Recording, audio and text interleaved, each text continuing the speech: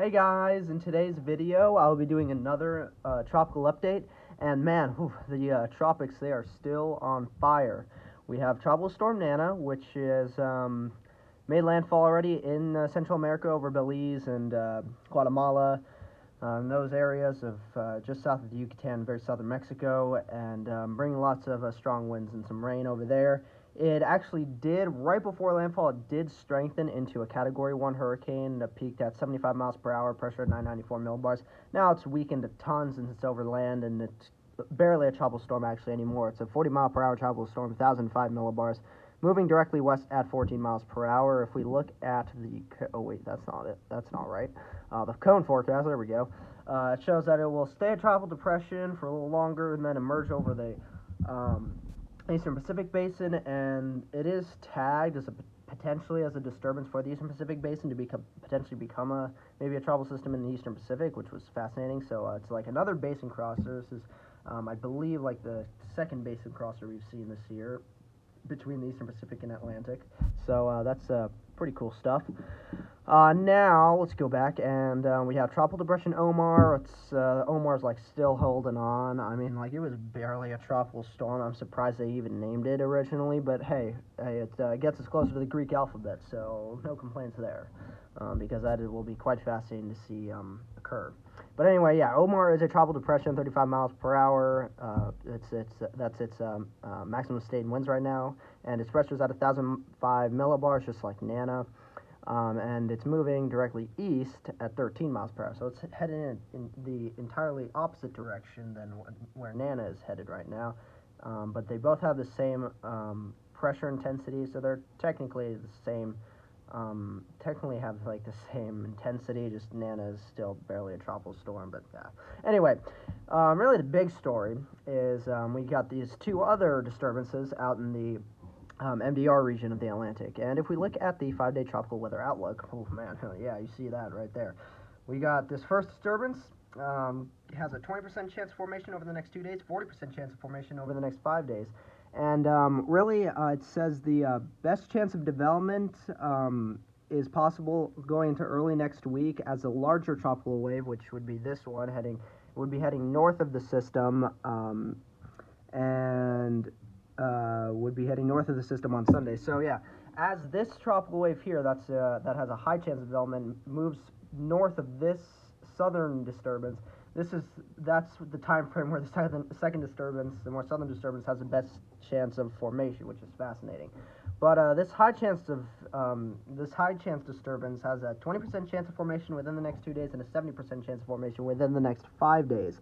And it says that development of the system is likely to be slow during the next couple of days while it moves west-northwest at about 15 miles per hour.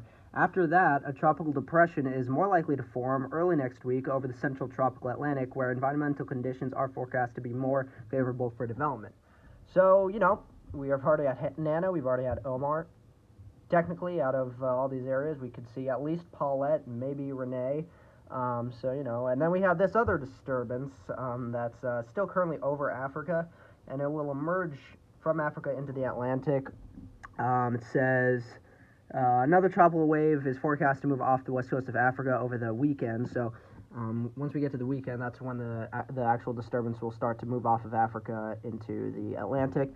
And an area of low pressure is expected to form from the wave, and some development of this low will be possible early next week while it moves generally westward over the far eastern tropical Atlantic. That's a 0% chance of formation within the next 2 days, 20% chance of formation within the next 5 days. And that makes sense because, you know, it's still over Africa. We got to wait till it emerges over the waters over this weekend. So really, from this weekend into early next week is when we'll really have to pay attention for this other third disturbance. But really, these two disturbances are going to be really the most interesting to watch. And see what happens with them. Now, let's go to tropical tidbits, and let's show you what Nana looks like. Nana is a very weak tropical storm, and you can see that here on the satellite loop. You can see it like barely has any good tall convection with it anymore. It still has some circulation, and I guess within that convection it still has sustained winds high enough to still be a tropical storm, but in any case, it's going to be weakening quite significantly and then entering the Eastern Pacific. So, you know, Nana's pretty much history, honestly. fascinating, though, to actually look and see the intensity model guidance, by the way, for Nana, because it will be entering the Eastern Pacific, and then the models have it resurging and becoming stronger as we head out into the next few days. And that would just be mainly due to the fact that that'll be like the Eastern Pacific, next Eastern Pacific system. It won't be Nana anymore, most likely. So that'll be very, very interesting to see.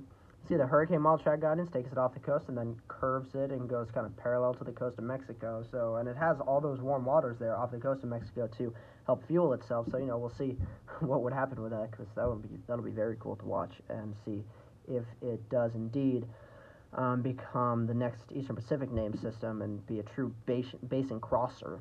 So, there's Invest 91L. That was the first disturbance that has a medium chance of formation within the next 5 days. You can see it, we gotta let it load. But you can see it like kind of barely has much, well, actually, there we go. It has a nice little blob of convection there, but it's all like kind of weirdly shot out towards the west side of it, of the system. So we'll have to wait and see going on for the next day and then into the weekend, see how the system progresses. So that'll be very interesting. I think it's probably getting a bit of a hard time just because of the fact that there's that other high chance disturbance just off to the east of there. So that's most likely the reason. Let's go to the forecast models now and show you what they're showing for the next for the foreseeable future, and see how the tropics are looking going into into farther into September, and just see what September has in store for us. So you know what, I'm gonna tilt the camera down a bit there. Maybe one moment. There we go. Sure, that works. Zoom that in there. There we go. Bring that forward in time, and you can see I believe this is the second disturbance, the high chance of development, and then there's that other disturbance that comes off of Africa, and the GFS model actually has that second disturbance really becoming powerful, but then it has both systems curving out to sea because of that cold front, and doesn't exactly do much with it, though. Let's curve over towards the Gulf, and this is by the 15th, so this is this is going into this is actually going far into like the next couple weeks, so this may or may not happen. So you can see there's that precipitation there streaming from the Gulf towards Florida into the southeast, and then watch that precipitation. It starts to form a closed low pressure center. Could become a tropical system off of the Gulf Stream off the east coast. So that would be very interesting. Doesn't look to pose a threat if this were to happen to the East Coast all that much, but that'll be very interesting. So, the tropics do seem, according to the GFS model, to remain pretty alive. So that'll be very, very interesting to watch and see what happens, because, again, we've already gone to the O name, Omar. So we've only have like 5 names to go before we exhaust the pre-designated list of hurricane names for a hurricane season. And if we do, that would mean we'd have to revert and go to the Greek alphabet list and use Greek names, which has only happened once. For any of those of you who, for some reason, don't know, I don't know why you wouldn't know this, but the first time we ever, and only time we've ever had to do that, was in the 2005 Atlantic hurricane season. But, yeah, it would be very historic if we needed to use the Greek alphabet naming list again. So here's the European model. And show you what the European model is showing. So there's Nana down there over Central America. There's Omar, and there's like some other vorticity thing and next to Omar. I don't know what that is. Anyway, let's move this forward in time. And alright, wait, hold up. Let me just get this straight. Okay, so what I believe is going on here is, so there's that first disturbance, there's that high chance disturbance, and then this Africa disturbance is still over Africa a bit, and then as we move forward, that second disturbance takes over and becomes the dominant, and so that's the second disturbance you see becoming very strong. And then it kind of, the European also kind of has that vorticity potential for that maybe East Coast system heading towards the, towards the 13th, 14th, 15th of September, and then there's also that that low chance disturbance right now, that disturbance is still over Africa that will move into the Atlantic, showing it becoming very strong, and then we have another disturbance coming off of Africa, according to the European model, that could become very strong right behind it. So again, we're going to potentially be really zooming through those names still heading into the next couple weeks. So just going off of that, I do think it is likely that we enter the Greek alphabet between September 20th and October 1st. I said that originally, and that didn't seem fully likely, but I thought that there could be a decent chance of that happening. But I figured that would be more. It would happen more towards around October 1st. Now, with what has happened, I think it's more likely that we enter the Greek alphabet a little before October 1st. So anywhere between, I think, September 20th and 25th, we could enter the Greek alphabet. So we'll have to see. I mean, hey, we could get for the first time and truly beat 2005 in terms of having some Greek alphabet names be pretty major systems, and actually some Greek alphabet names truly affecting the United States. So that'll be very, very interesting to watch. Of course, I'll have to see if that'll occur and whether or not that'll occur, but there is that possibility. But anyway, let's look at the CMC model, show you what the CMC model is showing.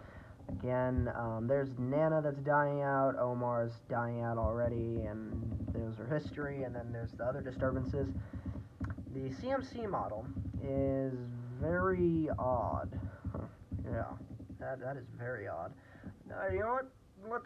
Let's just ignore what the CMC has just showed us. They're just showing like nothing happening really. That is definitely an outlier. That's not correct at all. We definitely know that some amount of like tropical activity will occur, and probably a good extreme amount of it. So that CMC model, that run of the CMC model is just very incorrect. That's very, very odd. So let's, man, I gotta go. Whoa, man, none of this is okay. All right, here's the 000 run from way earlier today. And this is showing the MJO phase. So as of right now, the Atlantic is split. The central and eastern Atlantic, including the MDR and off of Africa, is in a rising MJO, which would be conducive for tropical development, while the western part of the Atlantic, including the east coast and around where the United States is, in a sinking air motion, which kind of inhibits the tropical development a bit. But I mean, that didn't matter because we got Nana and Omar within that area. So. And anyway, as we head farther out into September, getting into mid-September, entering later September, the Atlantic goes into a full sinking air phase throughout the entire Atlantic for tropical activity. It still remains to be seen whether or not this will really, how much it'll affect how much tropical activity we see. And this is between September 17th and September 24th, where we do still typically see in that time frame anyway a lot of tropical activity. So I don't expect it to inhibit much of the tropical activity. I still think we'll see a lot of tropical activity even with that going on, especially since, like, even though we were in sinking air phases throughout of the MJO throughout the hurricane season, we've had a lot of tropical systems form within those, and it didn't really stop them.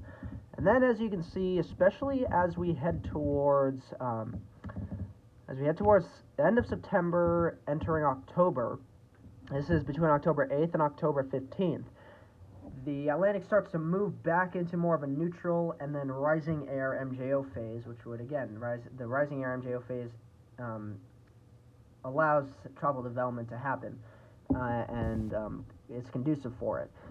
So it looks like October this year, we may have to watch out for October and see what October brings us with tropical activity, because especially with the October Tropics, and with tropical systems forming in October, they form much closer to home, kind of like where the tropical systems form very early on in the season, towards the beginning of the season. That's what also happens in October, so we'll have a lot of more homegrown system potential in October, and that'll be really interesting to see if we do have that rising air conducive MJO phase in the Atlantic to really help those tropical systems form and potentially impact the U.S. So that is going to be something we may have to watch. But as of right now, throughout September, even though we're going to be going into a sinking air MJO, which is not conducive for development, it will still probably have a lot of tropical activity, and we're already seeing that with how much the National Hurricane Center is monitoring. So, hey, it's no big deal this season with that all that sinking air and wind shear and dry air, honestly, because. Again, also with that wind shear and dry air, that didn't really affect many systems whatsoever at all. And anyway, so here's the 2020 Atlantic hurricane season Wikipedia page. And we've had a total of 16 depressions, 15 total storms, 5 hurricanes and 1 major hurricane. We are up to this point. We are truly at a record pace. Like this is even at a bit higher of a record pace than 2005 was going, because we're beating those earliest formation by storm number records for names from 2005. We had there's even a chart down here.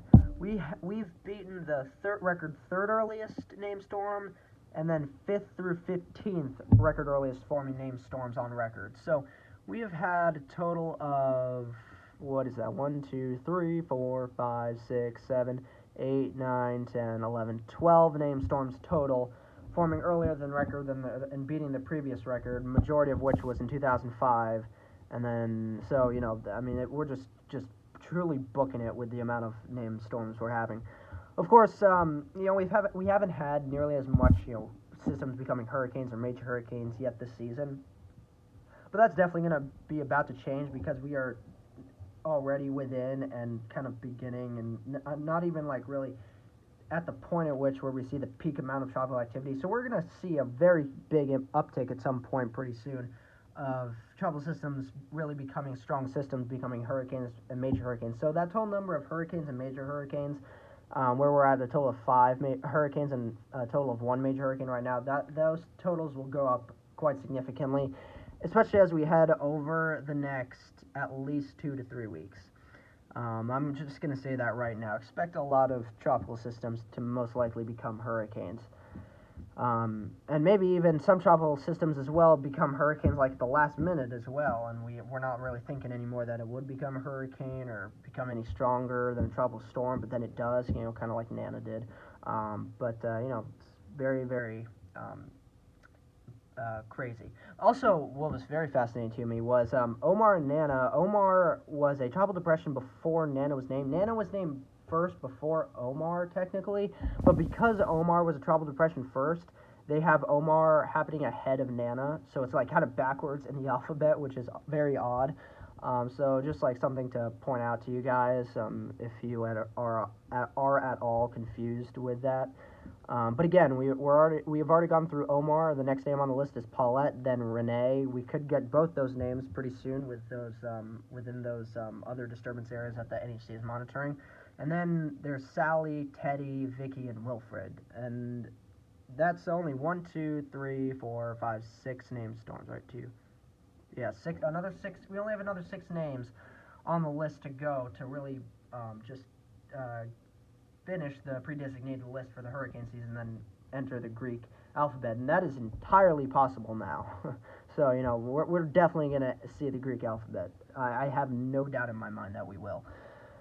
So, I mean, it'll be crazy. And again, this year also could have, you know, all these names that, like, we really expect to be, like, the last names to be named on the list towards the very end of the season and be associated with much weaker systems.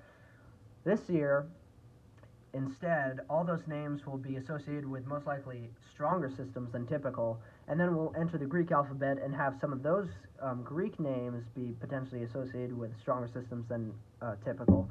So, you know, we could have like the W name. Like in 2005, we had Wilma, which became a Category 5. Though Wilma happened in October. This year, Wilfred, which is the W name this year, could happen later on this month, towards the end of this month, right before the end of this month, and that could become a strong system as well. You know, so this is going to be really, really crazy.